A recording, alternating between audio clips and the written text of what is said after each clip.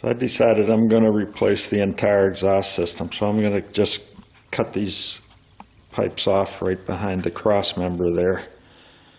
Hopefully with the Sawzall, it will make pretty quick work of that. And they'll be out of the way so I can get to the rear bumper bolts.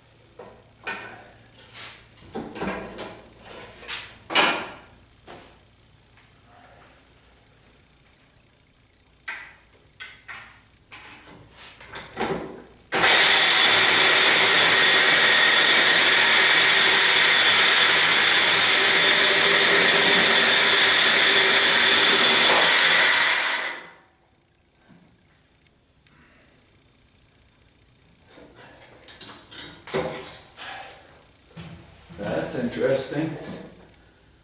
Before I got completely through the pipe, it came off at the joint. Well, no matter. It's off and I was replacing the whole thing anyway.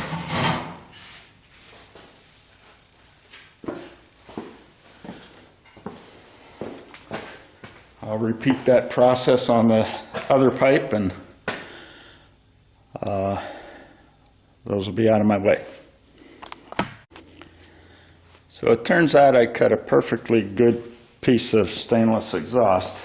I'm not upset about it because I want a bigger diameter when I put it back together. But the other side, I just simply loosened the clamp and wiggled it out. I didn't bother to cut it, and it came out fine. So it did free up quite a bit of room in the back for taking out those bolts from the bumper. So we're back to the spare tire carrier bolts. What I found is that a 13/16, I don't know if you can read that,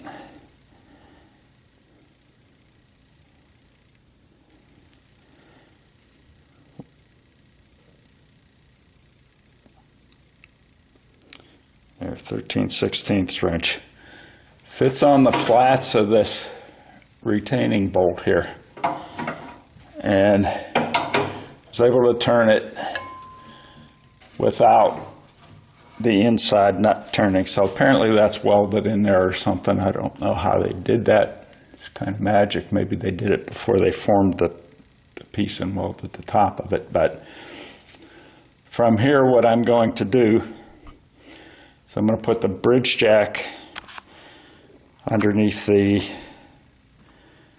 tire carrier, and then I'm going to remove both of those bolts. The one I've got broken loose already, the other one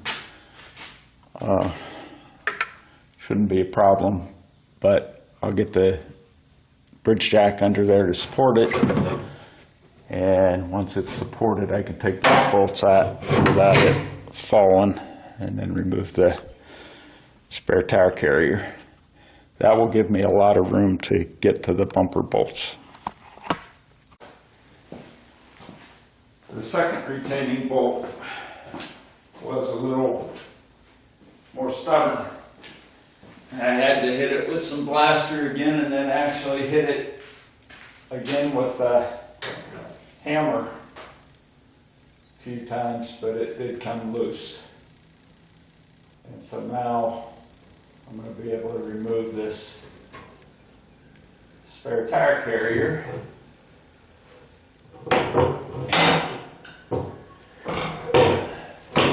Guess I should have disconnected the front of it, or the rear of it first, but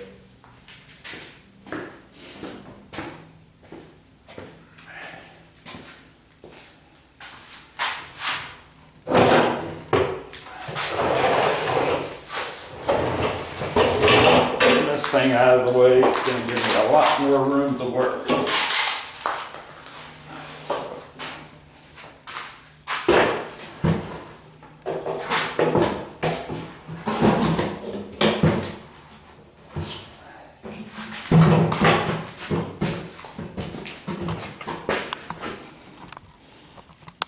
So it's held up with 2 bolts.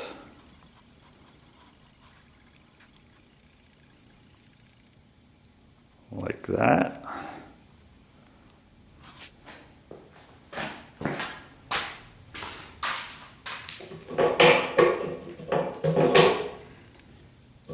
You take it, that's screwed into the cross member. This is an adjusting nut so that you can tighten this up against the cross member so that it doesn't come loose. And there's where I got the 13/16 wrench on it to turn it.